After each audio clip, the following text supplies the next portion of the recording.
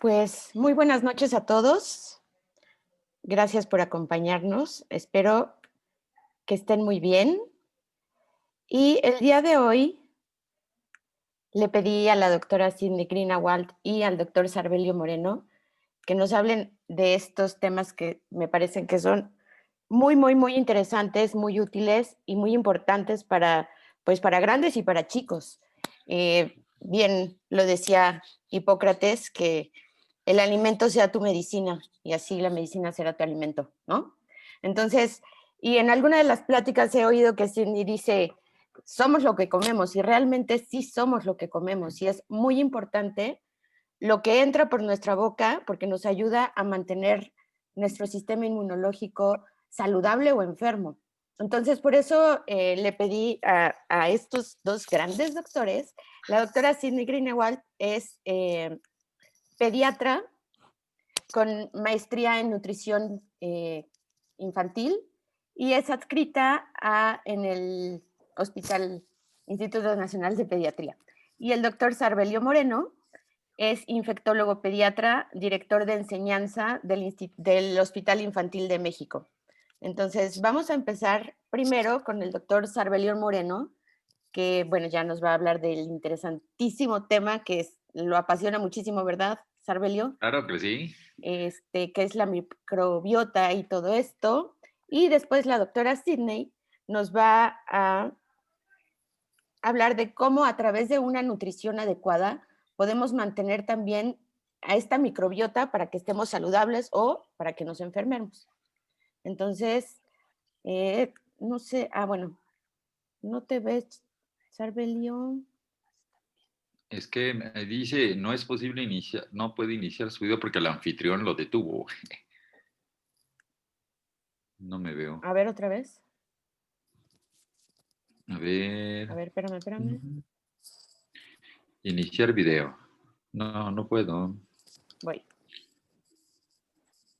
Oímos tu dulce voz. Bueno, pues entonces compartimos pantalla. Ay, no, pero Ok. ahorita arreglo eso. Disculpen, pero estas cosas de la tecnología a veces. No se nos dan. Sí, Viendo. pero Bajé ahorita lo arreglo. 42 kilos. No, Bajé ahorita lo, 42 no, kilos para que me vieras en esta plática y no, no, no. ahorita No, lo no, voy a sí. arreglar, no te Ponlo. preocupes. Es todo un mérito eso. Sí, por supuesto. Sí. Bueno, el tema de la microbiota es muy interesante. Miren, ahorita cuando oímos hablar de microbiota, lo primero que nos viene a la cabeza es acerca de los probióticos que están controvertidos, hablan mucho de esto, pero no vamos a hablar de probióticos. Vamos a hablar de lo que ocurre normalmente y muchas cosas que nosotros tenemos que hacer o que hacemos para optimizar esta microbiota. No estoy restándole importancia a los probióticos, pero no los vamos a tocar ahora. Vamos a hablar de otra cosa completamente diferente. Entonces, primero vamos a ver qué es microbiota, vamos a ver cómo se compone, cómo se coloniza el ser humano. Vamos a mencionar un poquito los oligosacáridos de la leche materna, que tienen muchas funciones, pero aquí nomás vamos a hablar de la bifidogénesis, que es parte de la colonización. Vamos a hablar de cuando se rompe esto, que es la disbiosis. Vamos a hablar del microbioma intestinal neonatal y la regulación de la función inflamatoria, que esto tiene que ver más directamente con las defensas. Vamos a hablar de algunas enfermedades secundarias a la disbiosis y al final vamos a concluir para ya dejarle un marco. 2 minutos a la doctora. No me voy a tardar va a ser bien rápido, vas a ver. Bueno, entonces cuando nosotros hablamos de colonización intestinal y de microbiota, solamente pensamos muchas veces en lo que antes le decíamos la flora intestinal, pero cada superficie del cuerpo tiene su microbiota característica. Miren, aquí estoy yo. Entonces sabemos que pues en el intestino predominan coliformes, en la vagina lactobacilos, en la piel estafilococos. Y así como fue muy importante el proyecto del microbioma humano, ahora tenemos el proyecto del genoma humano. El microbioma humano también es muy importante, que nos dice qué partes y en qué proporciones deben estar colonizados por tales gérmenes. Y no estamos hablando de patógenos, sino parte de la microbiota. El primero que empezó a hablar de la microbiota fue Eli Mechnikov, que después de sus investigaciones de los campesinos de las estepas búlgaras que tomaban leches fermentadas, él aseguró o dijo o postuló que la salud y la longevidad de ellos dependía mucho de lo sano de su flora intestinal, de lo que se hablaba. Y estos microbios, estas bacterias, tienen una relación en todo un ecosistema que está compuesto no nada más por los microbios, sino también por la superficie epitelial de absorción del intestino, el sistema inmune, la circulación, el sistema endocrino, nervioso y todo lo que compone este ecosistema. Pasamos, ¿cómo se compone la microbiota? Sabemos que el microbioma intestinal ocupa 70-80% de toda la microbiota del organismo, el 60% de la masa fecal, y está compuesto por 10 a la 14 bacterias, lo cual va a superar 10-1 a todas las células eucariotas humanas.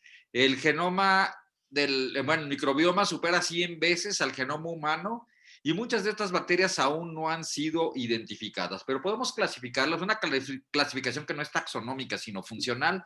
Firmicutes y Bacteroidetes. Firmicutes son casi todos los gram positivos y también incluyen las enterobacterias, y Bacteroidetes va a incluir a mucha de la microbiota anaerobia. Si nosotros toda la microbiota intestinal la englobamos en dos grupos, van a ser Firmicutes y Bacteroidetes y tienen que tener una proporción más o menos de 2-3-1. ¿Por qué hablo tanto de esto? Porque ese va a ser un indicador de salud del microbioma.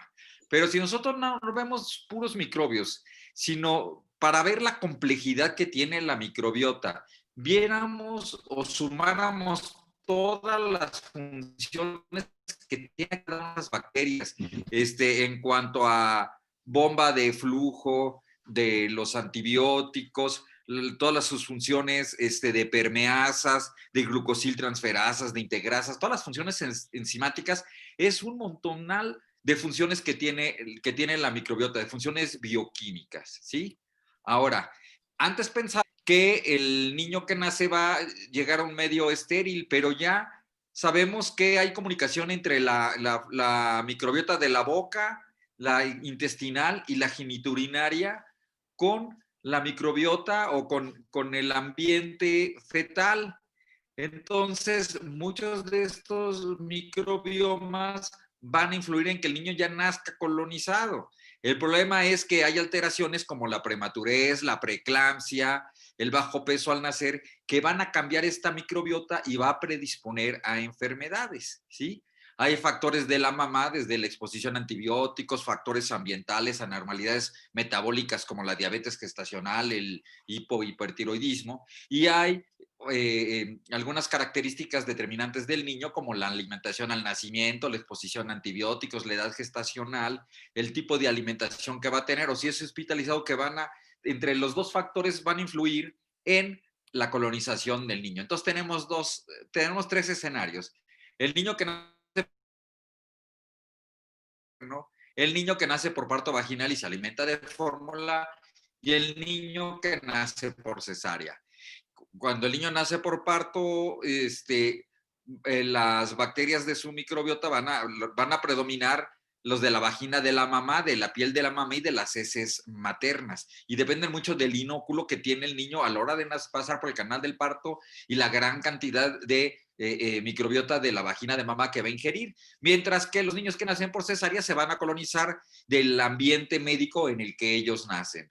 El otro determinante, el seno materno, pues el niño que se alimenta del seno materno, van a predominar las bifidobacterias, y esto estimulado por los oligosacáridos de la leche materna, que tienen una función bifidogénica. Pero también bacterias del tejido mamario, de la glándula, de la leche misma y de la piel de mamá.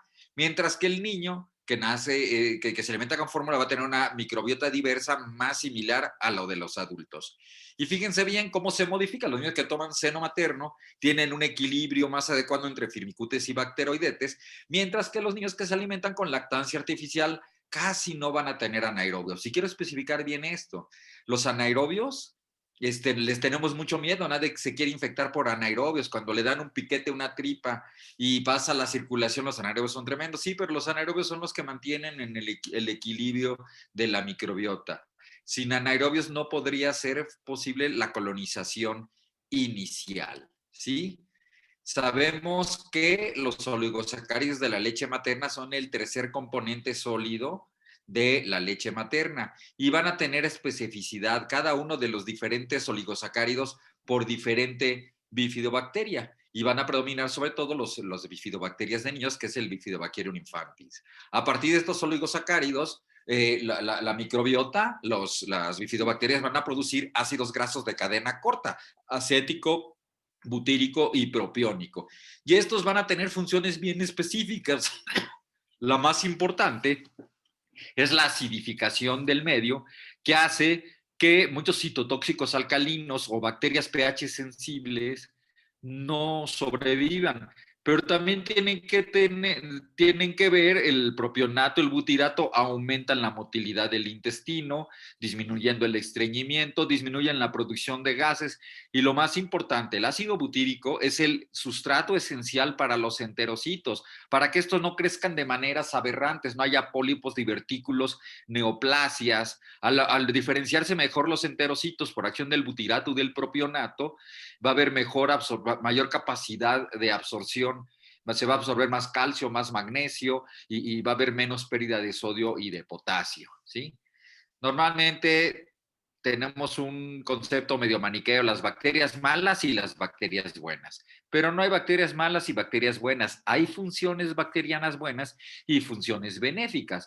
¿Cuáles son las nocivas? Pues el producir diarrea, el producir toxinas, la putrefacción, el producir carcinógenos, mientras que los benéficos van a ser todas las funciones para contrarrestar a los patógenos, mantener un pH bajo, el unirse directamente al colesterol, disminuir la colesterogénesis intrahepática, disminuir la producción de gas y descomposición de alimentos, básicamente de la lactosa, que en esta acción de disacaridasa es bien importante de las bacterias intestinales y por supuesto la síntesis de vitaminas, que no nada más es la vitamina K que inyectamos al nacimiento, también tiene la mayoría de los componentes del complejo B se sintetizan por la microbiota y a nivel de piel tiene que estar presente y bien colonizada la piel para que el proceso de producción de vitamina D se lleve a cabo.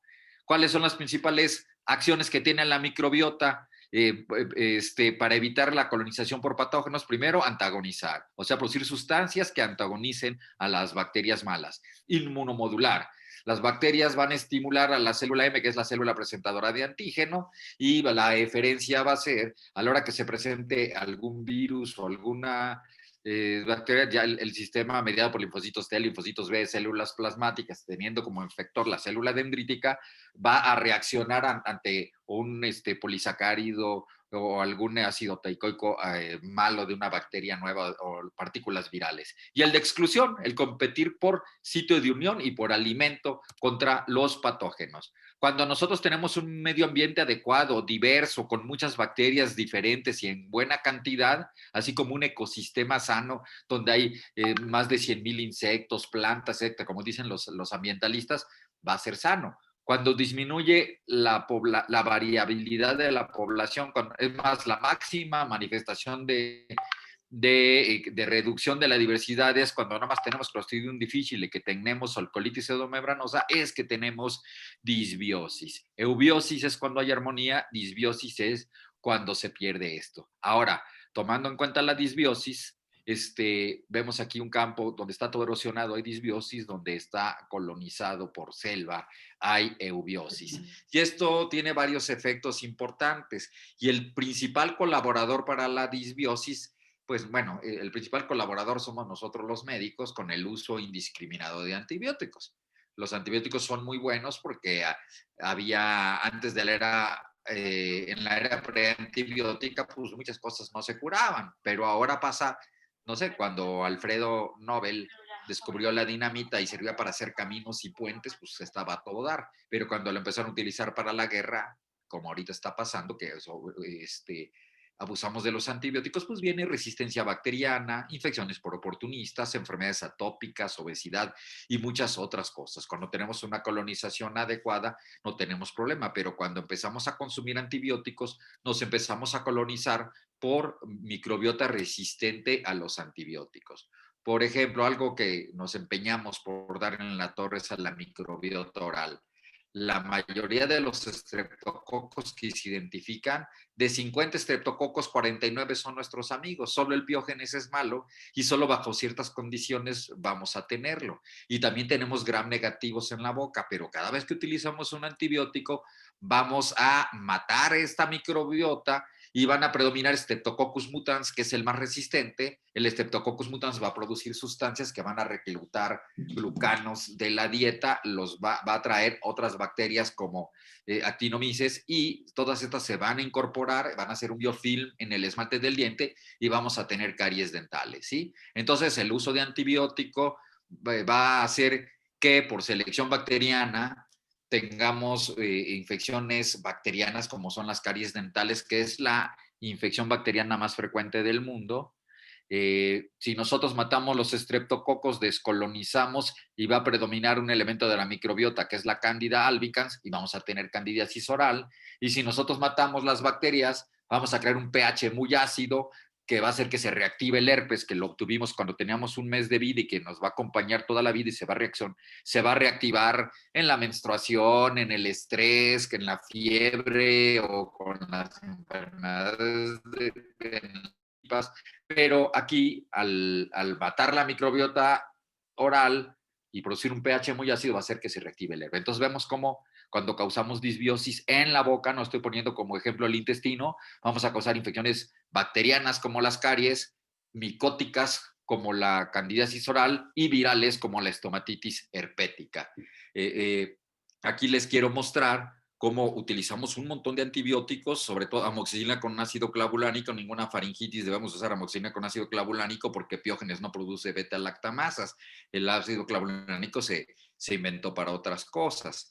Pero fíjense cómo cuando usamos antibióticos, fíjense qué porcentaje de microbiota original estamos dejando. Dejamos menos del 50% de la microbiota, oral. Por ejemplo, cuando usamos ciproclinda para pie diabético, dejamos un 11% de la microbiota original. Cuando usamos amoxicilina con ácido clavulánico, dejamos 19-34% de la microbiota intestinal original, ¿sí? La máxima consecuencia de la disbiosis va a ser la colitis pseudomembranosa, por todos los factores en los que influimos. Y otro aspecto muy importante, cuando se empezó la profilaxis contra estreptococo del grupo B en los Estados Unidos, disminuimos 10 veces la sepsis neonatal por este germen, que no es no es tan frecuente en México. Pero ¿qué es lo que hace esta conducta de profilaxis? Automáticamente cerca del 30% de los recién nacidos van a recibir antibiótico. Eso está muy jodido, está muy mal. Y si nosotros vemos de los 100 medicamentos más utilizados en una terapia intensiva neonatal, dentro de los 4 primeros, 3 son antibióticos, ¿sí? Y si nosotros tratamos de ver, de justificar, hay 3 justificaciones para usar antibiótico en el neonato. Cuando tenemos terapia empírica por sospecha de sepsis, streptococo del grupo B, y la profilaxis perioperatoria, si el niño nace con gastrosquisis o con alguna malformaciones anorrectales, etcétera. Fíjense que solamente el 5% tenemos infección comprobada por cultivo, ¿sí? Y si nosotros queremos saber si nos ponemos de acuerdo qué antibiótico damos, fíjense, esto es en la Unión Europea, no en México, la diversidad en cuanto la variabilidad en cuanto a las dosis, el tiempo de usarlos, no nada más con la penicilina o la ampicilina, sino con los antibióticos de amplio espectro. Lo que va a hacer es que la flora, la microbiota productora de beta-lactamasa sensitivo de mamá y del recién nacido van a coincidir y vemos que es la misma.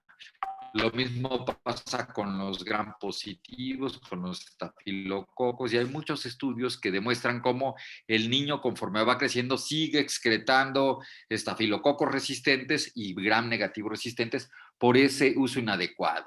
Ahora, Esto es la parte que más me interesa que escuchen, ¿sí? Que es el microbioma intestinal neonatal y la regulación inflamatoria. El microbioma intestinal es un superórgano del hospedero que tiene una función metabólica, nutricional e inmunológica. El niño que nace a término por vía vaginal, el intestino y el sistema inmune adaptativo va a regular y tolerar al microbioma. Si no lo tolerara, no podría haber colonización. Pero también el microbioma va a esculpir la función inmune y metabólica. ¿Sí? Si no hay microbiota, no va a evolucionar el sistema inmunológico. O sea, es una coevolución, una interacción entre el microbioma y el hospedero.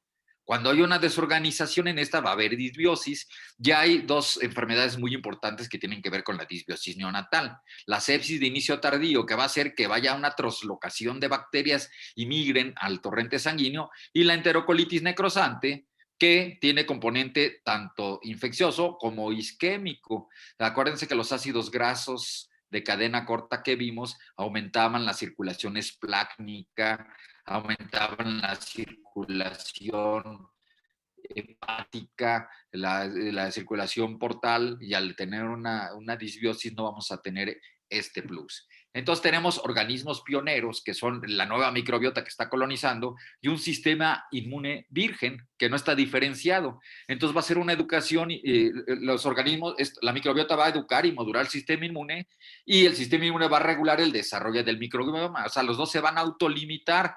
Y esto a nivel del epitelio intestinal, que es el tercer componente, el componente de absorción, se va a modificar su función, aumenta su protección y mantiene la función de barrera. Acuérdense que el sistema inmunológico es ángel y demonio al mismo tiempo. Hay citocinas proinflamatorias y antiinflamatorias. Está muy contento cuando estamos contentos cuando no nos infectamos porque tenemos una microbiota adecuada, tenemos un sistema inmunológico bien, tenemos los anticuerpos maternos, pero pregúntenle si es buena onda el sistema inmunológico a la señora que tiene lupus, al niño que tiene CUSI, etc. Entonces, no se trata de aumentar las defensas como quieren las mamás, se trata de regularlas, de tener una microbiota adecuada. Entonces, acerca de la integridad de la barrera intestinal hay dos hipótesis. Una de que cuando hay disbiosis es porque se pierde la integridad de las uniones intrínsecas, que es entre células y células epiteliales. Pero ahora se sabe que más bien hay un desequilibrio entre los dos elementos del hospedero. Aquí se los pongo. Hay un elemento agonista que inhibe la expresión de la respuesta TOLAI4, y el ácido butírico que producen las bifidobacterias, al contrario, tiene una diferenciación T reguladora. Sabemos una guerrillera y otra pacífica. Entonces, por un lado, las bifidobacterias tienen actividad proinflamatoria que se puede medir porque aumentan la producción de interleucinas inflamatorias por parte de los linfocitos T, mientras que los bacteroides, que tanto miedo nos dan, pero aquí tiene la parte pacificadora, activan la Toll-like-3 que promueve la tolerancia. Entonces, para no meterlos en tanto rollo, una parte de la microbiota es inductora de inflamación, otra parte es promueve la tolerancia. Y en este equilibrio vamos a tener una eubiosis, ¿sí? Hay varias funciones de la microbiota que tienen que ver con la maduración inmunológica, la señalización neurológica. Acuérdense que la microbiota sintetiza los receptores de muchos neurotransmisores, de muchas hormonas. Tiene que ver en la biosíntesis de vitaminas y en el metabolismo de muchas drogas, y va a influir en enfermedades a todos los niveles. Y aquí les quiero demostrar que la microbiota va cambiando de función conforme va creciendo el ser humano de acuerdo a sus necesidades. Hay muchas enfermedades secundarias a disbiosis. Por ejemplo, en el asma y en la atopia vemos que tienen una microbiota intestinal muy diferente. Se ha visto en ratones murinos que cuando estimulamos la microbiota negativamente o positivamente, tiene que ver en modelos experimentales de hacer atopia o no hacer atopia. Este es un estudio que les quiero mostrar que salió en Pediatrics hace cerca de 9 años, donde se demuestra que la exposición temprana a antibióticos tiene mucho que ver con el riesgo de asma en la niñez. Aquí vemos en nuestro esquema de Forest, cuando vemos nuestro diamantito final acerca de que los antibióticos aumentan el riesgo, en contra de los antibióticos disminuyen el riesgo. Entonces, es contundente. Y si lo vemos dosis-efecto también, tenemos el mismo esquema. Entonces, está muy demostrado que la exposición temprana a antibióticos predispone a enfermedades atópicas. Lo mismo pasa con la obesidad. Se ha visto que pacientes que reciben antibiótico de manera crónica, uno pensaría que por las enfermedades que tienen van a bajar de peso, pero se ha visto que los adultos que reciben vancomicina a tiempo prolongado por endocarditis, acitromicina a los niños de fibrosis quística o los niños con Helicobacter pylori que reciben crónicamente claritromicina, van a tener una ganancia ponderal, y esto lo saben los ganaderos. Por eso, el que les den antibiótico al ganado, que tiene que ver mucho en la resistencia bacteriana posteriormente, no es para que no se infecten las reses, es para que aumenten de peso. Fíjense bien, este es un modelo murino de ratones que fueron expuestos a antibióticos a dosis bajas de penicilina posterior a haber nacido. ¿Sí? Un modelo pesa normal, no tiene disbiosis, pero hay algunos tipos donde va a haber un incremento de peso por barrer la microbiota del ratón. En el momento que este ratón es trasplantado fecalmente con microbiota sana del ratón control, baja de peso, y en el momento en que vuelve a ser trasplantado por microbiota alterada, vuelve a aumentar de peso. Este es un mecanismo muy complejo, tal vez algún día lo platicamos porque está bien padre. Y hay muchos modelos que demuestran cómo a muchos niveles el utilizar o el producir disbiosis, sobre todo en cuanto a la disposición de ácidos grasos, va a causar obesidad, ¿sí? También en cuanto a la diabetes mellitus, también hay muchos estudios que demuestran que la disbiosis es promotora de diabetes mellitus. Y ya para terminar, fíjense que no me tardé más de media hora. Bueno, con la introducción yo creo que me tardé 20 minutos, para que no me reclame, Sidney. Vamos a concluir que la microbiota intestinal tiene muchas funciones, que una microbiota sana va a regular de manera positiva el desarrollo de la protección, pero no nada más una protección o sea, no nada más la actividad proinflamatoria, sino un equilibrio entre la actividad proinflamatoria y antiinflamatoria. Entonces hay que recordar que cuando te sientas solo, recuerda que hay millones de bacterias que viven en tu cuerpo y que significas el mundo para ellas. Muchas gracias. Muy bien. Ahora, adelante, Sidney. You cannot share screen while others participants are sharing. Entonces tienes que salir tu esta para que me pueda meter yo la mía. Sí, exacto. Exacto. O sea, share. Sí, deja de. A ver. Perfecto. Ok, ahí voy yo. ¿Ya? Chingados, ¿y dónde está la mía? Ay, no puede ser. Aquí estaba. O sea, ¿cómo? A ver, vamos a poner share. No. No la encuentro. Espérate. ¿No? A ver, búscala bien. Bueno, mientras te voy haciendo una preguntita aquí, ¿no, Cheve? Sí. Bueno, Cheve es el doctor Cervelio, perdón. En lo que encuentras tú. Ah, ya. Bueno, ahorita que termine Sidney, entonces ya hacemos las preguntas. Porque yo no la veo, tú. Pues ahí está una imagen de un paisaje. Qué romántica, ¿no? ¿Eh? ¿No es eso? No, a ver. Yo ya ¿No es esa? ya ahora apareció, no sé, a ver, vamos a ver. You are sharing, new share, there it goes. Let me see. Es que está acá. No la y ahorita puedo. se está compartiendo su pantalla. ¿Ya? Sí, te digo que hay una imagen de un paisaje. No tengo pasaje, pero está acá, está aquí y no la puedo jalar. Sí, dice WebMijot. ¿Sí? Lo que estás tratando de jalar. ¿Y después qué hago? Lo jalo, pero ya no se queda. No sé. Ábrelo mejor. Mira, La abro. Ok, va. sí, ¿Qué es eso? está tratando de... Ay, ¿ves? Esta edad está dura. Y entonces ahora ya está abierta. ¿Y ahora qué? Mm, O sea, está Ella. abierta, pero ¿y? So what? Ahora abre tu... Pero sí está puesto. ¿Eh? Sí está puesto, no sé. ¿Ya está? Ahí está. Ya, Ya estamos. dice, funciones de la Ahora microbiota sí, lo intestinal. logré. Ah, Listo. listo. Ya está. Bueno, esta va a estar así más chic, más tranquis, porque esta Sarbelio ya me dio toda la información científica. Ahora vamos a ver qué necesitan las mamás saber para esto. Bueno, ya Sarbelio nos habló muy padre de toda esta microbiota, de cómo todos estos microorganismos son súper importantes. Este es un poco el resumen de lo que nos habló, de cómo todos estos microorganismos, fíjense bien, todos estos microorganismos, si se fijan, están en todas las zonas de nuestro cuerpo que están expuestos al medio ambiente. Los tenemos en la piel, los tenemos respiratorios, orales, gastrointestinal. Todo lo que esté expuesto al medio ambiente es donde está. Entonces, si sabemos que están ahí, podemos pensar que, pues claro, tienen una función protectora y entonces tienen esta protección antimicrobiana y producen sustancias que pueden ir a matar bichos. También, sobre todo en el intestino, en el colon es donde más tenemos en la piel y en todas partes, pero en el colon es donde más. Tenemos todas nuestras células del colon.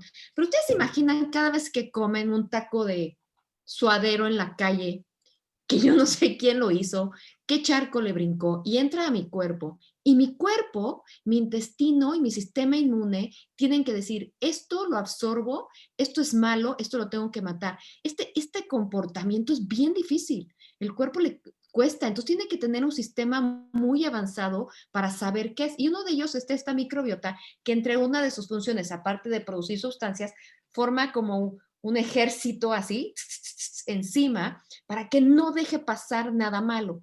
Se comunica con el cerebro.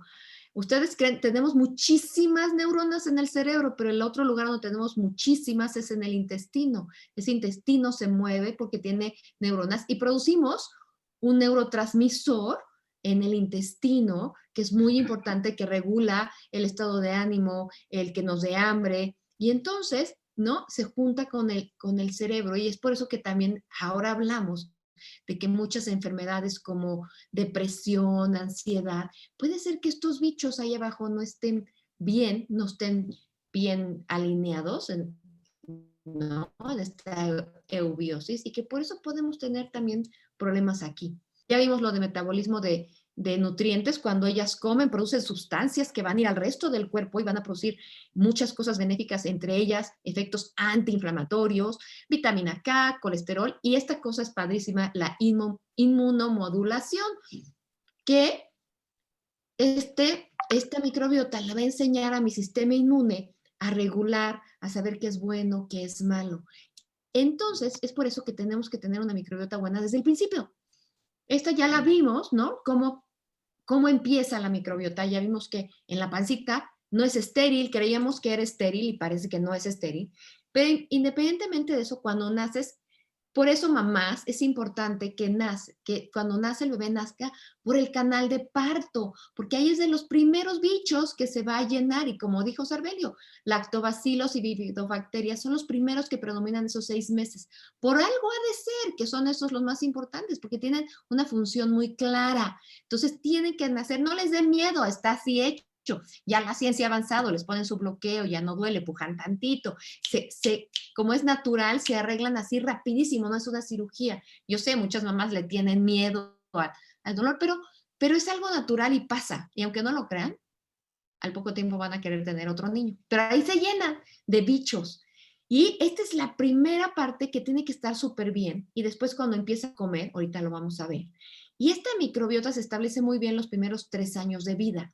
Este es un periodo súper importante porque de ahí vamos a tener los correctos para el resto de nuestra vida. Y después cuando somos viejitos van cambiando. Y entonces por eso es importante tenerlos sanos toda la vida. Esta ya la puso Sarbelio. Y es que fíjense bien, ¿cómo se los voy a explicar? Haz de cuenta que los bichos de nuestro organismo es como si vivieras en una selva. Y en esta selva tienes diferentes animales. El mero mero es el león. El león se come a la hiena, pero la hiena se come al venado, pero el venado se come a las plantas, pero esta se come a los bichos, y ese es este círculo. Si lo pensamos, ¿no? El mero mero es el león, por eso le dicen el rey de la selva. Y este es un ecosistema que está de acuerdo. Imagínense ustedes que por alguna razón no hay leones. Y entonces empiezan a proliferar las hienas. Y entonces las hienas empiezan a comer a los venados en proporciones impresionantes, porque ya no hay quien se coma a la hiena. Y entonces empiezan a haber muchas hienas, pero entonces ya no hay leones, pero entonces ya no hay venados.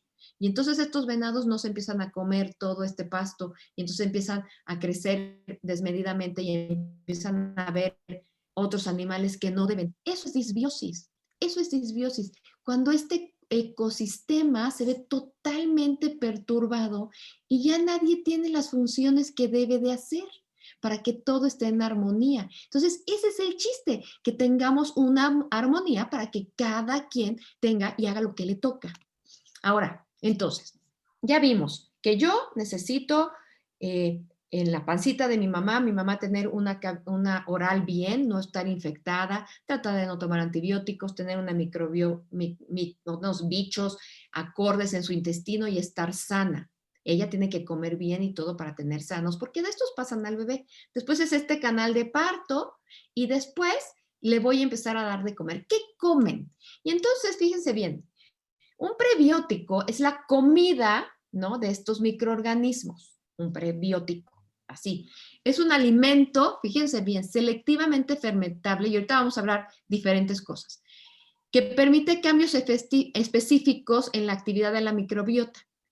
Aunque todos los probióticos son fibra, no toda la fibra es probiótico. Y vamos a empezar que cómo debe llegar esta comida al intestino. Entonces, primero, si ustedes se imaginan, tú te lo comes y el pH, el ácido del estómago está ahí para deshacer la comida, para, ¿no?, triturarla. Es una lavadora que tritura. Y tú necesitas que ese alimento que va a llegarles no se triture, no se acabe. Entonces, tiene que resistir la acidez gástrica, ¿no? Tiene que pasar, ustedes se imaginan todo ese intestino, todas las enzimas, tiene que ser capaz de llegar hasta el colon, ese prebiótico.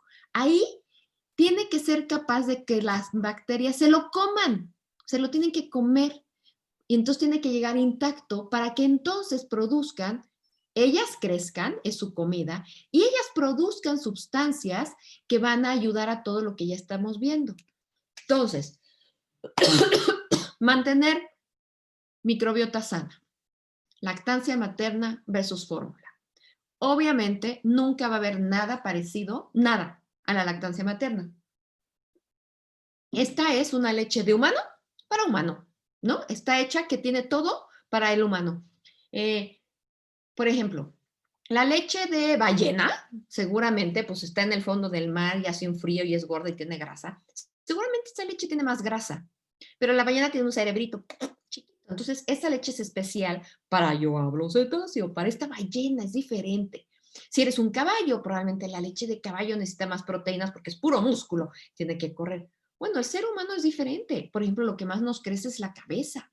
Entonces, seguramente tiene que tener esto para que este crecimiento de la cabeza sea importante. Nuestro sistema de defensa tiene que aprender. Listo, entonces tiene todo lo que sea necesario para ayudarle ese sistema de defensa, para nuestros huesos, para, ¿no?, muchas cosas. Entonces, nunca va a haber nada. Y esta leche materna tiene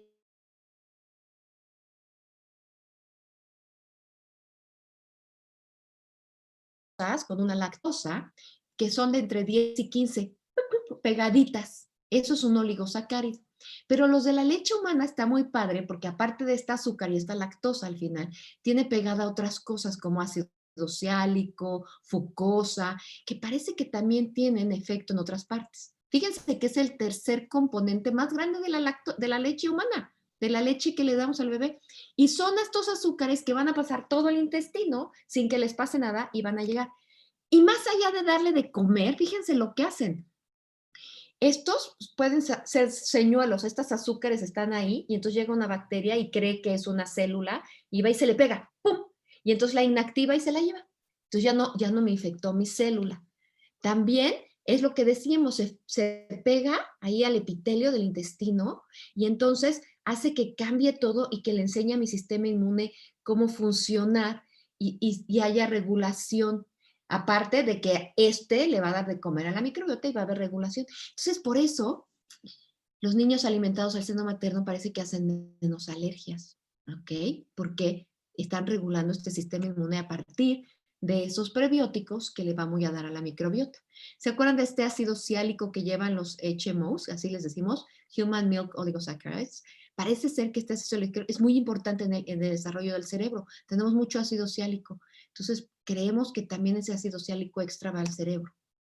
Y entonces, este es el primero que tenemos que hacer, alimentación al seno materno. Ahora, ¿qué va a pasar si no le puedes dar seno materno? Tampoco eres mala mamá. Y la ciencia de las leches tampoco ha evolucionado para molestar al individuo, al contrario, es para ayudarnos. Yo trabajaba, yo les di un año seno materno, pero les daba en la mañana, me iba a trabajar, regresaba en la tarde, ¿no? Me sacaba leche, pero a veces no era suficiente. Yo me tenía que asegurar de darle de comer algo bueno. Y muchas leches ahora están hechas de tal manera que tienen prebióticos. Unas tienen HMOs, pero solo tienen 1, 2 o 3, y hay una cantidad, hay más de 200, pero son buenos. Y hay otras que tienen otro tipo de azúcares, de oligosacáridos que vienen de la leche o de la fruta, que también le dan de comer esas bifidobacterias y esos lactobacilos. Entonces, estas leches ya lo tienen. Y después está la dieta de la fibra que comemos. Fíjense bien, cuando el niño empieza a comer, que va a empezar a comer entre los 4 y 6 meses, ¿cómo le doy de comer a esta microbiota? Y entonces me dicen, bueno, pues come fibra. Ah, pues yo como frijoles. Sí, pero no todos los bichos les gustan los frijoles. Es como a mí, me gusta el frijol, me gusta el espárrago, ¿no? Pero no me gusta el pimiento. Entonces esta dieta tiene que ser variada. ¿Y qué es la característica de esta fibra? Esta fibra es lo que envuelve, ¿no? A todas estas verduras, esta cáscara de las frutas y estos de los frijoles y de ciertas verduras, que cuando pasa por el intestino no tenemos enzimas para digerirlo, no tenemos. Entonces,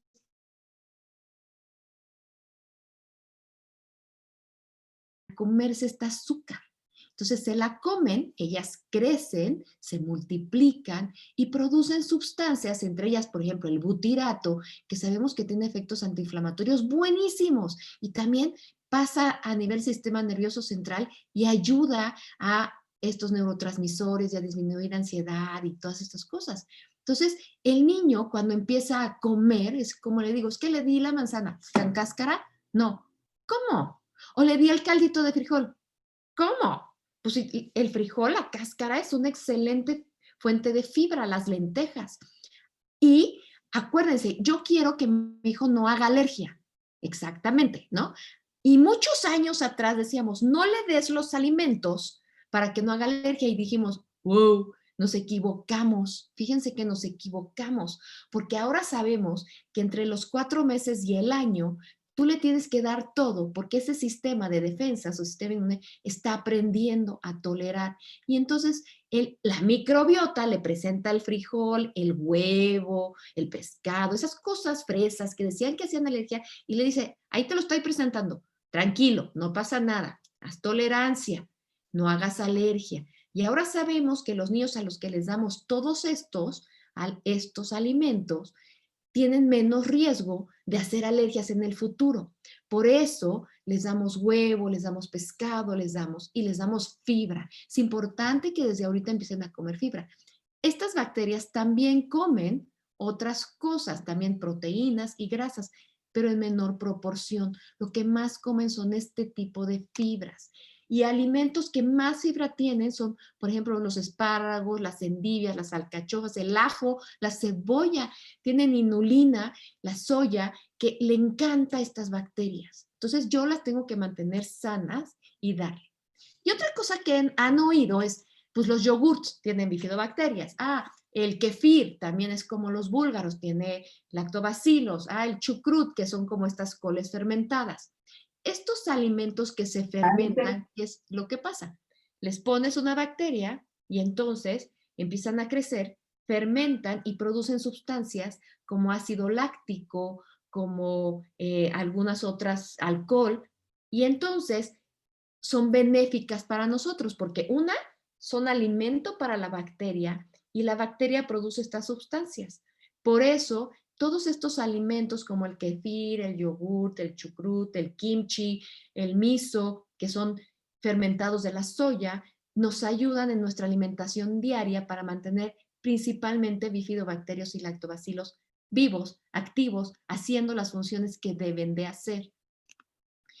Y esta, ya sé que se ve muy así, rimbombesca, pero una cosa también bien interesante es que cuando yo doy un alimento, y aquí se los voy a poner, es muy chistoso, fíjense, esta bifidobacteria se come el probiótico, ¿ok? Y entonces produce otra sustancia que se llama formato. ¿Y qué creen? Otro bicho se come esa. Suena un poco feo, pero digamos que la caca de la bifidobacteria se la come otra. Y esta cuando lo procesa, ¿qué creen? Produce otra cosa, acetato, que es un ácido graso de cadena corta que sirve para muchas funciones. Y esta, acetato, ¡wow!, se la comen otras. Y así, entonces esto se llama alimentación cruzada, cross-feeding. Y entonces, por eso también es importante comer de todo para que cada una coma lo que le toca y produzca sustancias que le van a dar de comer a otras y todas crezcan. Crezca el león, la hiena, el venado, los bichitos, los conejos, crezcan todos en este ecosistema que tengo que mantener sano. Entonces, ¿dónde voy a encontrarlos? Los alimentos, ya vimos, naturales, como kefir, suero de leche, ya vimos chucrut, kimchi, algunos preparados como los yogurts a los que les añadimos los lactobacilos a las bifidobacterias, y hay otros industrializados, ¿no? ¿Dónde podemos encontrarlos? Pero unos son suplementos y unos tienen acción medicamentosa, y esos tienen que ser referidos por tu médico. No puedes ir a comerte cualquier cosa porque ¿para qué lo quiero? ¿Qué es lo que realmente quiero? Una vida sana es lo que va a ayudar. Acuérdense lo que les dijo Sarbelio, el antibiótico no solo me mata el bicho malo, también me mata el bicho bueno. Entonces, si yo mato al bueno, va a ser una disbiosis. Es lo mismo que les digo. Si yo doy una medicina para matar hienas, ¿qué va a pasar? Que entonces, ¿no? Van a haber leones y el león se va a comer al venado y entonces al rato no hay venados, ya no hay hienas, ya hay puro león y el ecosistema se ve alterado. Entonces yo necesito tener armonía. El antibiótico, por favor, debe ser indicado por su médico, muy claro. Acuérdense, los niños de 10 veces que se enferman, 9 son por virus, solito se les va a curar. Entonces mejor le doy de comer bien para que su sistema inmune esté padrísimo y funcione bien. Además, el alimento, acuérdense que esto que estamos hablando ahorita, estoy hablando de la microbiota, pero acuérdense que el alimento me va a dar 1000 otras cosas para funciones bioquímicas, la vitamina D, me ayuda al sistema inmune, la vitamina C. Entonces, yo necesito comer de todo para mantenerme sano, porque cada etapa de la vida, fíjense, tiene diferentes bichos. Y cada etapa, aquí hay bifidobacterias y lactobacilos, pero empieza a comer y se llena de otros. Y empieza a jugar y va a la escuela y se llena de otros. Y este adolescente tiene cuates y ya tiene otros. Y una comunidad, las comunidades nos parecemos, tenemos los mismos bichos. Entonces, tenemos que mantenerlos sanos. Otra parte de cuidar esto no es solo la alimentación. Ya vimos que para mantener una microbiota sana, también tenemos que tener buenos hábitos, no fumar, no el alcohol, hacer ejercicio, porque el ejercicio libera endorfinas, aumenta la sangre que va a los órganos, dormir bien es súper importante para que mientras dormamos se lleven a cabo otras funciones del cuerpo. Entonces, hagamos eso si queremos tener niños sanos. Miren, estos elementos son chiquitos, estos son ahora grandes. Fíjense, les voy a contar algo. Mi hijo tiene 24 años y yo creo que si 3 veces tomó antibiótico en la vida, bueno, fue mucho, ¿no? Mi chiquita la otra ha tomado unas 3 veces y la chiquita se le reventó el oído y pensábamos en esa época que sí les dabas antibiótico, ahora ya sabes que no, y entonces tomó un poquito más, pero no han tomado porque son sanos, porque sé que tienen. Entonces, mientras más tengan idea de qué pasa, mucho más tranquilas van a estar y van a saber qué hacer. Y siempre, ante la duda, vayan con su pediatra, ¿no? Tengo mis redes sociales, ya las vieron en Instagram, en Facebook, ahí les puedo pasar tips, estoy subiendo cosas y espero que esto les haya sido de utilidad. Y Vamos a ver si hay preguntas. Listo, muchísimas gracias, Sidney, también. Muchas gracias, Sarbelio. Y sí, hay aquí algunas preguntas. Y bueno, si ahorita van saliendo más, pues las vamos haciendo también. Si quieres dejar de compartir tu pantalla, Sidney, ¿Qué hago? ¿para qué? Es que no tengo nada aquí. Todavía no las dejo de A ver. compartir. Arriba donde dice usted está viendo la pantalla. Stop share. Ya. ¿Ya? Bueno, a ver, un recién nacido a término por cesárea y alimentado al seno materno puede tener una microbiota saludable. Por supuesto que sí. Acuérdense que hay dos componentes de la microbiota, los lactobacilos, que son los que se adquieren por el paso por el canal del parto, y las bifidobacterias, que son las inducidas por los oligosacáridos de la leche materna. De hecho, no es absoluto, no es que aquí son puros lactobacilos y aquí son puras bifidobacterias. Hay la manera que también tengan lactobacilos. De hecho, existe una que se llama circulación enteromamaria. ¿Sí? La circulación enteromamaria es una comunicación que tiene la microbiota intestinal de la mamá que pasan por el torrente sanguíneo sin causar sepsis y llega a la glándula mamaria. De hecho, es el sustrato del utilizar probióticos para prevenir la mastitis. ¿Sí? Muchos Streptococcus salivarius y otros pasan por ahí y previenen mastitis y es microbiota fecal, pero que pasa por esa circulación enteromamaria. Pero bueno, por supuesto, lo ideal sería nacer por el canal parto, pero pues muchas veces ahora sí que dicen que en México la principal causa de cesárea es la amenaza de parto vaginal. Entonces, Exacto, lo que les digo que les da miedo. Pero mamás, tampoco se espanten, o sea, no están condenados si su bebé no nació por parto y si le tuvieron que dar, o sea, tampoco es una condena absoluta. Claro, si tiene que nacer por cesárea es porque está indicado y porque más vale. Y algo pasó y le tuvieron que dar fórmula, pues también. Por eso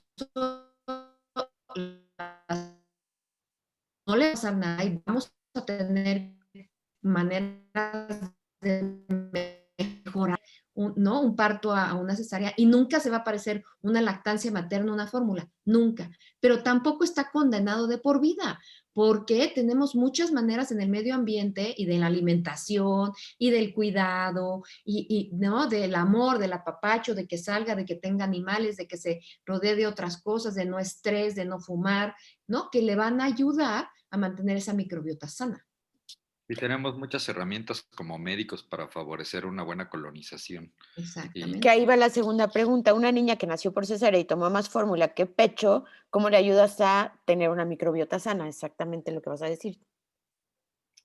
Sí, o sea, no vamos a revertir lo que ya comió, ni tampoco vamos a condenar, como dice Sidney, pero sí podemos favorecer que pues hay de fórmulas a fórmulas, hay de alimentación a alimentación, y dar algún lactobacilo externa. Si nosotros promovemos un buen aporte de fibra dietética, de alimentos fibras en dietética, ricos en fibra, vamos a promover una buena bifidogénesis y una buena grasas buenas, colonización intestinal. monosaturadas, chía, les damos salmón, les damos aguacate, les damos leguminosas que tienen, ¿no? un buen aporte.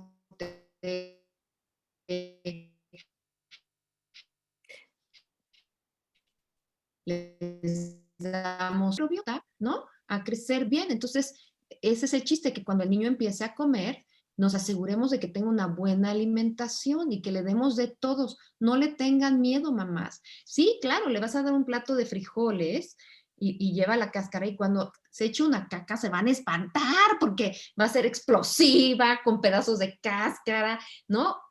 Pues sí, así es, ¿no? Está comiendo frijoles, está comiendo huevito, está comiendo aguacate. Las cacas no son malas, como se vean. Solo la caca no puede ser ni sangre, ni blanca, ni dura como pelota. La verdad es que todas las demás cacas no pasa nada.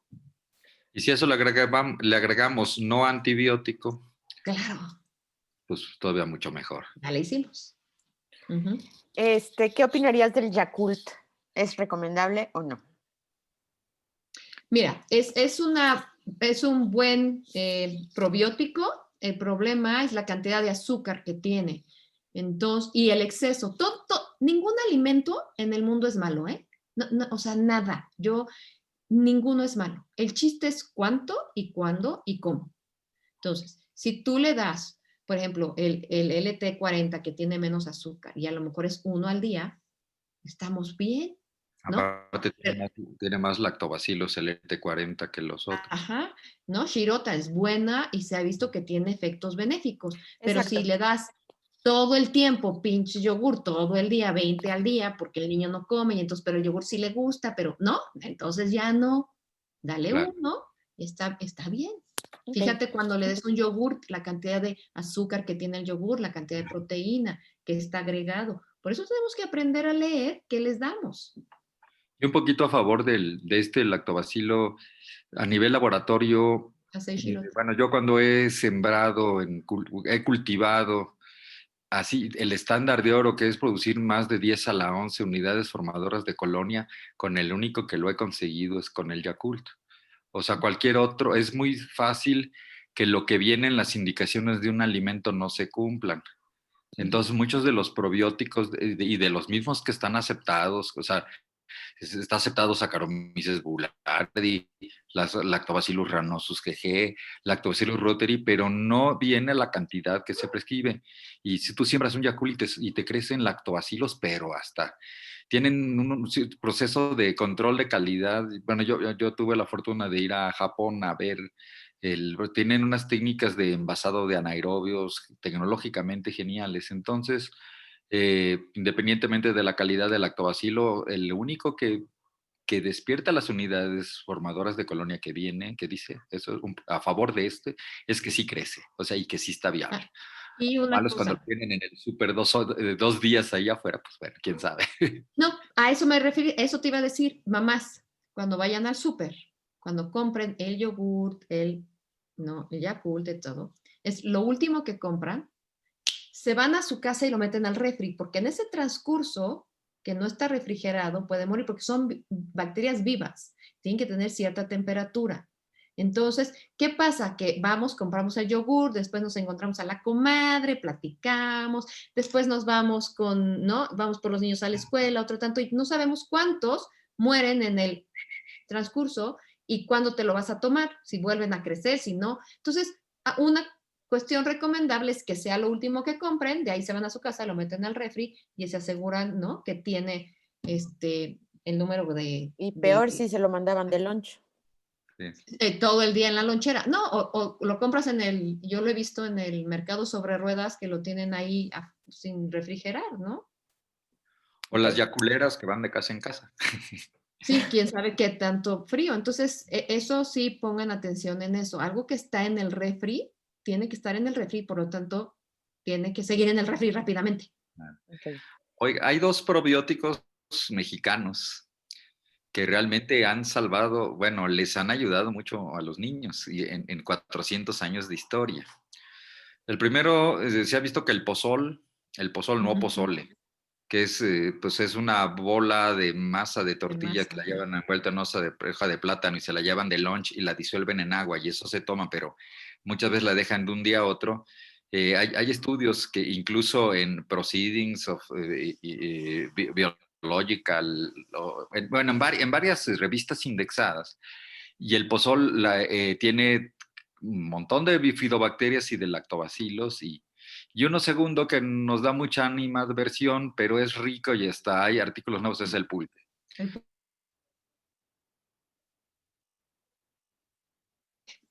Y tienen una cantidad de lactobacilos, bifidobacterias que sí colonizan y que tienen efectos positivos. Entonces, siempre Pero que es lo hablemos, que te digo, nada está prohibido, pero no le vas a dar, ¿no? Un vaso así de pulque al niño, ¿no? Va a ser así, con una cantidad pequeña al día, va a tener la cantidad necesaria. claro. Y Exacto. más si es un niño que está impuesto a tomar pulque. Si es un niño que no, si nuestros niños le puedes dar otra cosa, no le vas a dar pulque. Exacto, ya. Sí, no, exacto. Pero imagínate la gente pobre que llega a tu consulta y tú la condenas por tomar pulque y qué bárbaro. No, sí, no. Muchas veces es falta de conocimiento. Es cultural y tienes que, claro, tú tienes que respetar a la gente y orientar. y sobre todo que, pues, que sí son benéficos, pues. Sí, sí. Eh, a una bebé de 2 meses que le recetaron metronidazol, ¿qué consecuencias puede tener al haber tenido antibiótico tan pequeño? ¿Y en cuánto tiempo se recupera la microbiota normal, la microbiota cuando les diste antibiótico? Bueno, primero, no creo que haya ninguna indicación de Indicación. metronidazol a los 2 meses. No.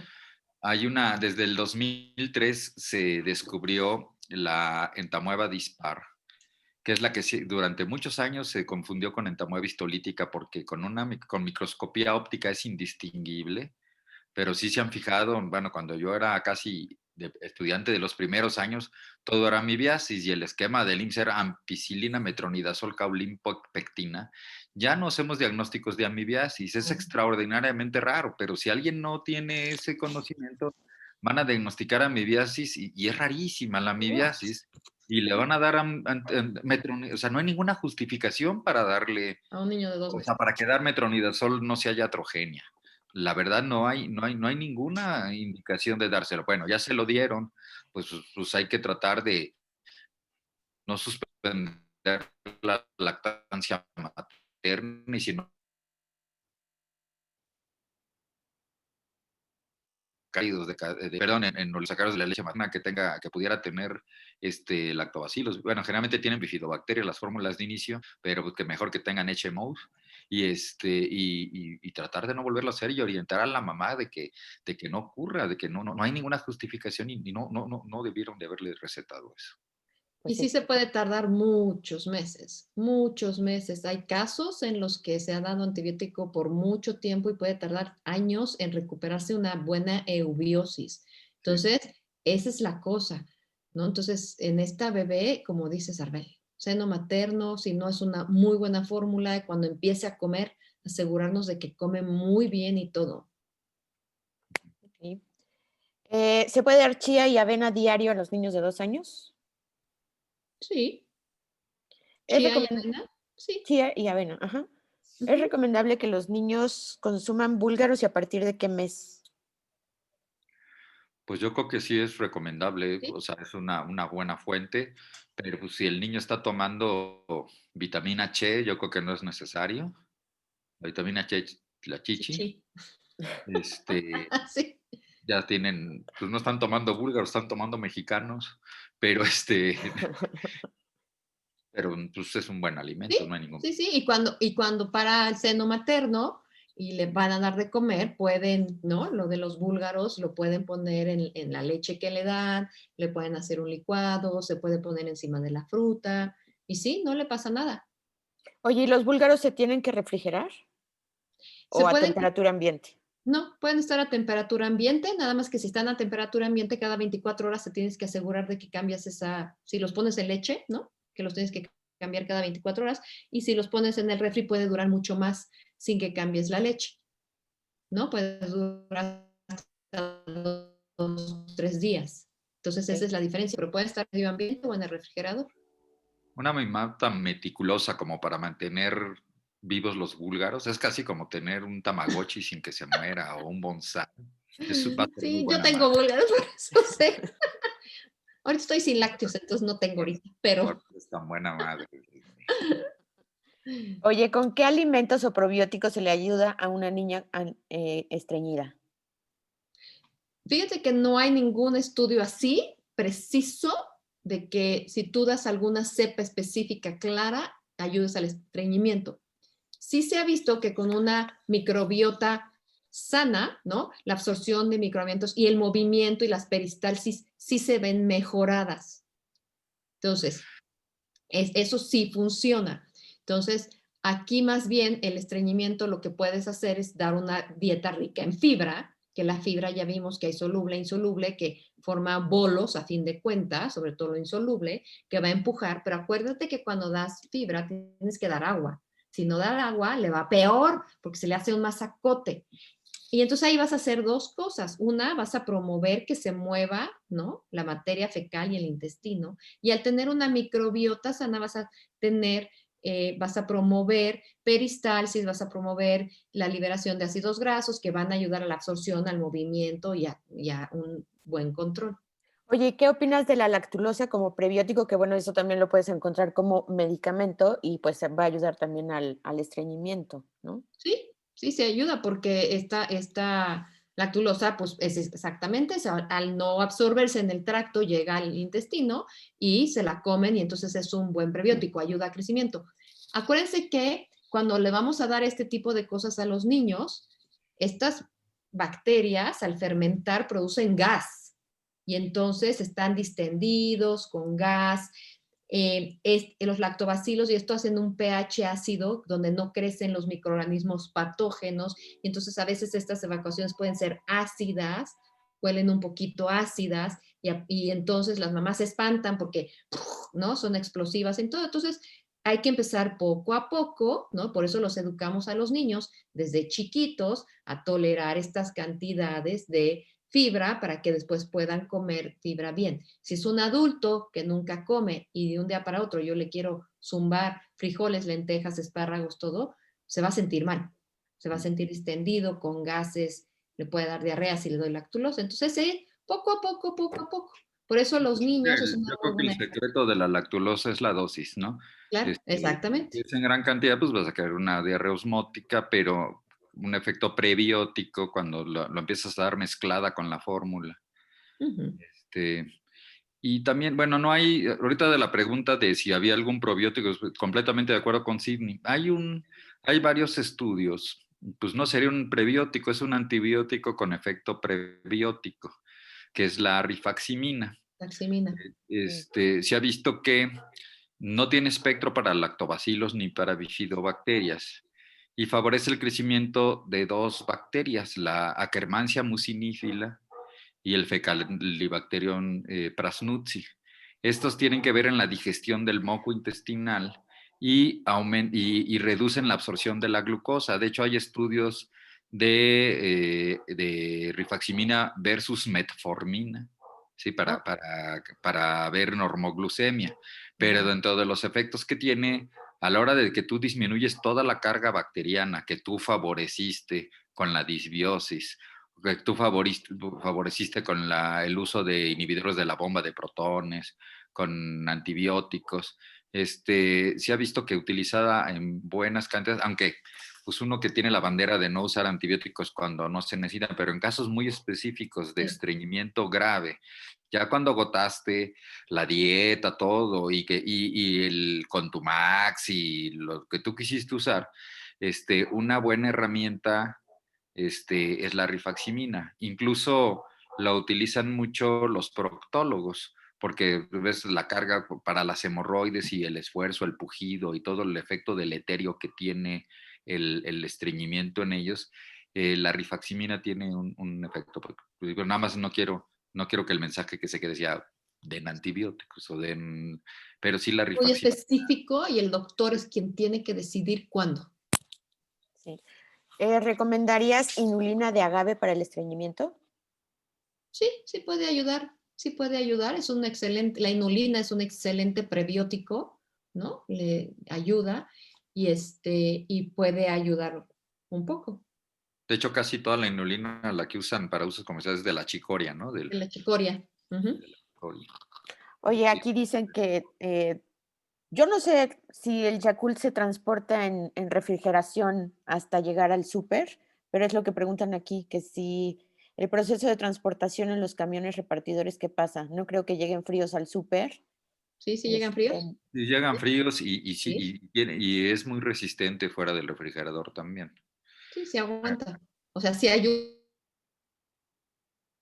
a tener 10 bichos y lo dejas 10 horas afuera del refri y te lo tomas luego, luego te vas a comer 2 bichos. Claro. ¿El agua de coco es favorable probióticamente para la microbiota posterior al año de amamantar a un bebé? No, que yo No. sepa, no tiene ningún efecto de ese tipo. Y aparte de las grasas, pues es una saturada y no es la mejor no es la mejor en ese aspecto. ¿Por qué le darías agua de coco? Pues mejor le das agua sola para que aprenda a tomar agua, ¿no? Y y pues si quieres mejor un día le das coco y le das lo que tiene, ¿no? Toda la carnita del coco, ¿no? Para que la pruebe, la coma de vez en cuando, tiene ¿no? Otros efectos benéficos, pero Cuando esté más grande se lo das con ginebra y le logras. Oye, ¿cómo puedo saber si mi bebé tiene una buena microbiota? pues mira, la verdad es su salud digestiva, ¿no? Si está creciendo, tiene peso, talla bien, está en buen estado general, feliz, creciendo, se echa unas buenas caquitas, no está distendido, no se queja, pues podrías pensar que todo va bien, ¿no? Sí, pero pensar que va a haber un examen de laboratorio en el que va a estar Sí, dificilísimo. sí, O sea, porque para ver la diversidad tienes que hacer pirosecuenciación y no se lo vas a hacer a alguien por pura curiosidad. y sí Y sabes que es una huella digital, la microbiota, o sea, lo que tiene Sarbelio es diferente a la mía, a la tuya, y los de Italia son diferentes a los mexicanos, y los de, no, es totalmente diferente, no hay una Y la de un específica, adulto diferente a la de un niño. por supuesto, ¿sí? Y sabemos cuáles son los bichos predominantes buenos que deben de existir, pero aún así es diferente, los enterotipos son diferentes, por ejemplo, los bichos de mis hijos y de mi casa somos parecidos y son diferentes a los de tus casa, ¿no? Y entonces, no, los de los Capuletos son diferentes a los de los Montesco. totalmente. Oigan, ¿es recomendable que los niños convivan con los perros, específicamente tocarlos desde qué edad? Bueno, Yo se desde que habla de, nace no tengo ningún problema con los perros, es un perro de casa, es un perro vacunado, es un perro que es tuyo, ¿no? que, claro, que está en tu casa, o sea, no tendría ningún problema. Yo, nada más que no le chupe todo el tiempo las manos y se las mete y la cara, pero si tienes un perro aquí lindo, la verdad es que no pasa nada. El único animal que, bueno, Isarbelio va a saber que no recomendamos que tengan son, por ejemplo, tortugas, porque tienen salmonela, ¿no? Antes del año y pues puede pasar algo así, sí, pero de hecho, se ha visto que el convivir con es mascotas de riesgo de alergia. disminuye el riesgo de atopias a los animales en los niños mayores. Aumenta el riesgo de infección, sobre todo a Helicobacter pylori, pero si es un perro o un gato que va al veterinario y que está bien desparasitado, no hay mayor problema. Sí, los reptiles y los roedores también. Los roedores tienen virus de la coriomeningitis linfocítica y todo. Entonces, si un niño quiere tener roedores o si quiere tener reptiles, hay que enseñarles que son animales de vivario, que los vas a tener en su... que no es un animal que lo vas a acariciar, que lo vas a apapachar, sino que lo vas a ver, ¿sí? A diferencia del perro y el gato, Que sí que se sí puede vas a convivir tener con diferente. ellos. Ok. Yo tengo 6 perros, un gato, una guacamaya, un perico y 50 tortugas. No, ¿En tienes serio? un rancho, ¿verdad? Un zoológico. Yo tengo Oye, 2 perros.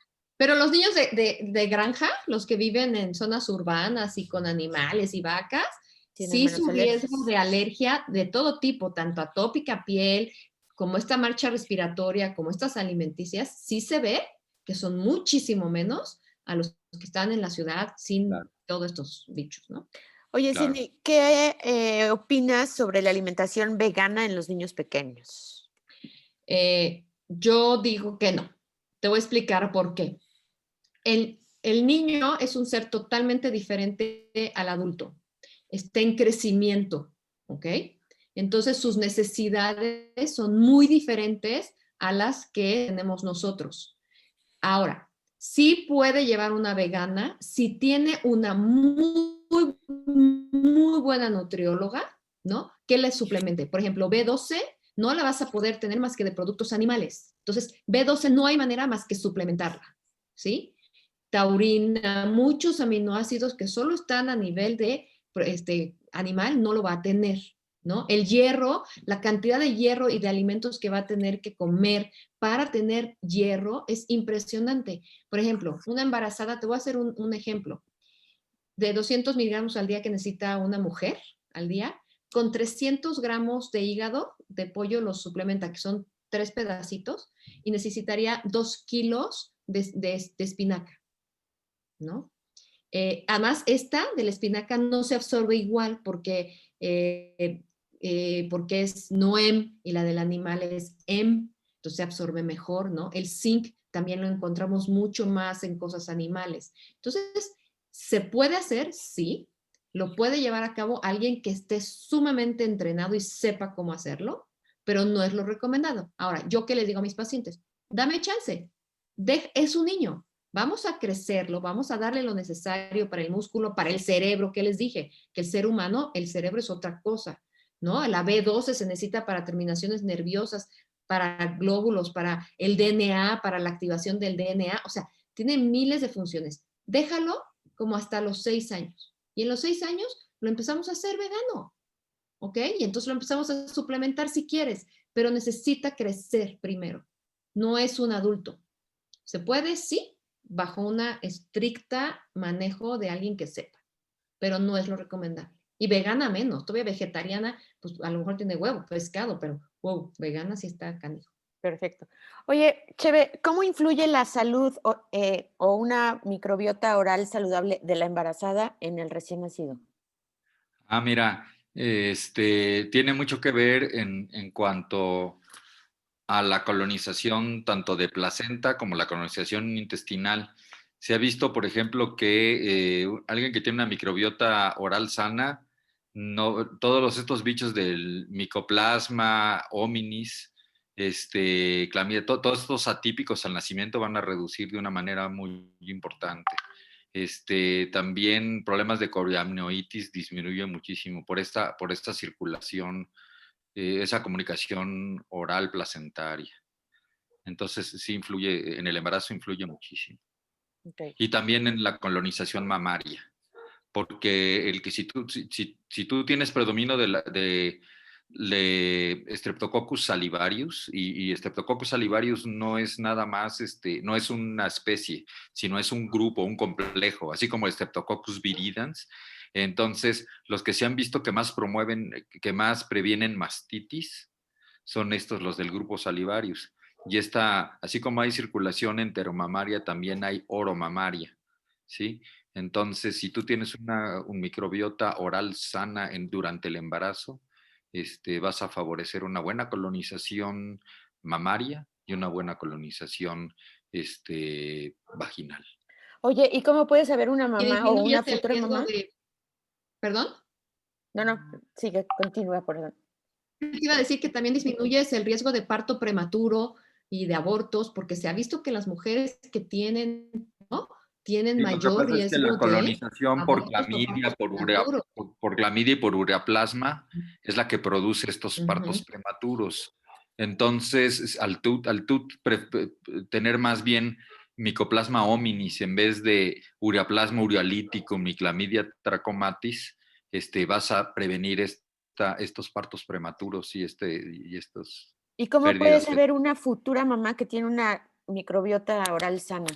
¿Porque no tiene caries Bueno, nada más? ¿O mal aliento? ¿O cómo pueden saber? no, pero o sea, es muy frecuente que, o sea, la mamá va a tener muchas infecciones urinarias, muchas cosas, y depende qué tratamiento reciba. También tiene mucho que ver como tienen gastritis por acción de no sé, de la progesterona en el esfínter esofagogástrico, el volumen. Entonces una disminución de los inhibidores de bomba de protones, el utilizar antibióticos de manera adecuada, el no abuso de estos, tiene que ver mucho en que tengas una colonización oral adecuada. Y algo que no hacemos es prevención. Una mujer cuando se va a embarazar, así como el hombre, ella se sabe que no solo es la mujer, tienes que ir al dentista, ¿no? Claro. Claro. Y asegurarte que no tienes caries, que todo está bien. Tienes que usar hilo dental. Esto ya se sabe que se tiene que usar el hilo dental, que tienes que asearlos bien, que no tienes que exagerar de estos enjuagues bucales que te matan todo el bicho. O sea, es lo que decimos, ¿no? Tiene que haber un equilibrio. Entonces, la prevención es muy importante. Ante el embarazo, tienes que ir, ¿no? Cuando menos una vez a un cheque de la cavidad oral para ver que todo esté bien. Excelente. Sí, todo lo que, por ejemplo, el lisodine bucofaringio es un atentado contra la microbiota oral. Las gárgaras de bicarbonato, pues estás alcalinizando, o sea, ni muy ácido ni muy alcalino. Entonces, por supuesto que así como, es que desgraciadamente todo el mundo piensa en pura microbiota intestinal, pero la salud de la microbiota vaginal, la salud de la microbiota oral, la microbiota de la piel, todo el mundo se sacatea grueso la piel y barre la Todo microbiota, antibacteriano, ¿no? sí. Ahora que Ahorita ¿no? es Que todo. sanitizan, no existe esta palabra, Sí. desinfectan, porque es sanitize in English, ¿no? O sea, pues, ¿qué huele? Espérame tantito. Sí, ¿no? Todos los trastornos que están ocurriendo, aparte del ecocidio que estamos generando, no estoy diciendo que no se haga, pero tenemos que ser conscientes del ecocidio, de tanto cubrebocas tirado, Como guantes. dice mi abuelita, ni tanto que queme al santo, ni tanto que no lo alumbre, ¿no? La vida es un término medio. Era sabia mi abuela, Sí, 95 años. Pues órale. algo aprendió. Oye, creo que ya nada más nos faltan 2 preguntitas. Mi hija continuamente se enferma de vías urinarias. Me comentan de probióticos. ¿Cuáles son los más recomendados para una niña de 3 años? Primero hay que ver por qué se enferma tanto de vías urinarias. La plática anterior fue de infección de vías urinarias frecuentes precisamente. Y bueno, si por ahí, Fátima, te quieres meter a la plática, está en YouTube. Pero bueno, es muy importante saber por qué se está enfermando frecuentemente de vías urinarias y ya después lo que sigue de los probióticos, Cheve. Sí, bueno, pues una de las causas más importantes de que tú te infectes de vías urinarias es todos los antibióticos que tomaste durante tu niñez. Durante todo ese tiempo, la colonización fecal la vas a tener, aunque tengas 7 años, 8 años, ya vas a estar colonizado por BLES, ya vas a tener productores de beta-lactamasas de espectro extendido, aunque sea tu primera infección de vías urinarias. Por ejemplo, el inicio de la vida sexual es el principal detonante de las infecciones de vías urinarias, pero bueno, una niña chiquita no lo tiene. Pero tú ya tienes en tu haber todo el montón de antibióticos que te dieron, ¿sí? No hay un probiótico per se específico para no infectarte de las vías urinarias, pero si tú tienes una microbiota intestinal adecuada, de hecho, tú vas a sustituir bacterias productoras de BLES si tú tienes una buena colonización intestinal. Este, entonces, yo pienso que eh, el no uso de antibióticos, el tener una buena microbiota fecal, va a hacer que tengas pocas infecciones de vías urinarias. Y fuera de lo que, porque pues son muchos factores, son muchos factores, ya son todo lo de la retención, de todo eso, ¿no? Pero El yo creo que estreñimiento puede causar. el estreñimiento, por ejemplo, si la niña no es estreñida porque tiene una buena dieta, todo eso favorece. Sí, exacto. Hay que ver cuál es la causa de la infección de vías Causa, urinarias primero, frecuente, ¿no? antes de decidir qué le vas a hacer. Exacto. Sí. Oye, ¿la piel atópica tiene algo que ver con el tema? Sí, ¿no?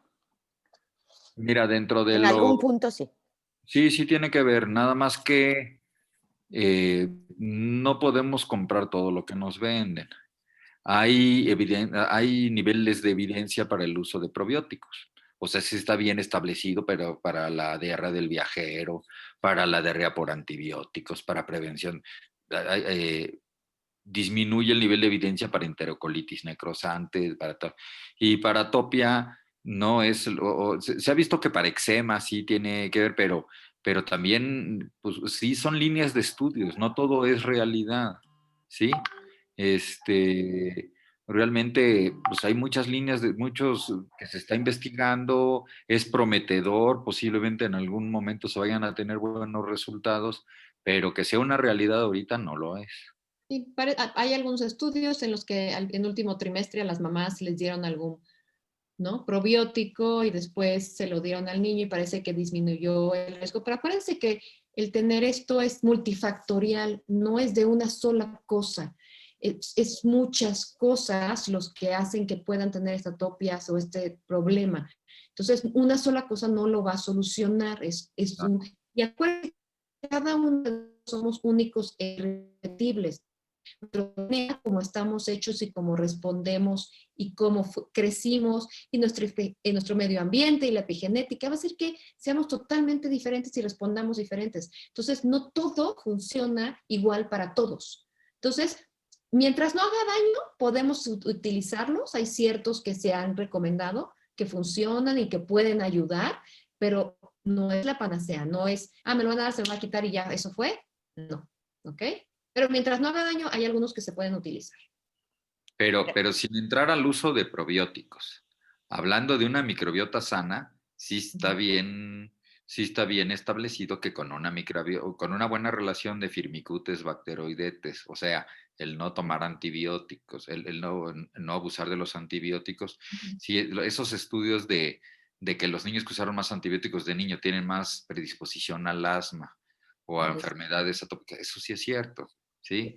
No estoy hablando de uso de probióticos, que sí hay muchas cosas muy prometedoras, como dice Sidney. De hecho, ha sido un fracaso para el asma, ha sido un fracaso, pero para dermatitis atópica y para eczema sí hay esperanza. Pero lo que sí es cierto, hablando de cualquier enfermedad alérgica autoinmune, sí hay una gran influencia, perdón, ya me acostumbro a no decir influencia cuando hablo de influenza y cuando sí quiero decir influencia.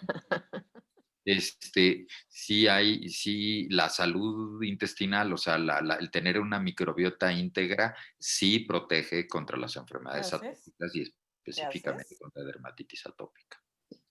Sí. Entonces, el uso de bicarbonato en gárgaras que le habían recomendado para el COVID no es bueno para el tema de la microbiota. Aguas con todas las fake news, de verdad, sobre todo en esta época, tienen que poner atención de dónde viene, quién la dice, y no, o sea, la fuente y quién lo dice. Es como, de repente me dicen, es que funciona esto, le digo, si funcionara la ONU tal, y habría COVID, no, ya no habría, porque si eso dicen que sirve y que realmente hace esto, pues ya no habría. Entonces, aguas, de verdad, pregunten a su médico, lean fuentes fidedignas, o sea, no. No. Listo. Sí. Bueno, parece que ya no hay ninguna otra pregunta.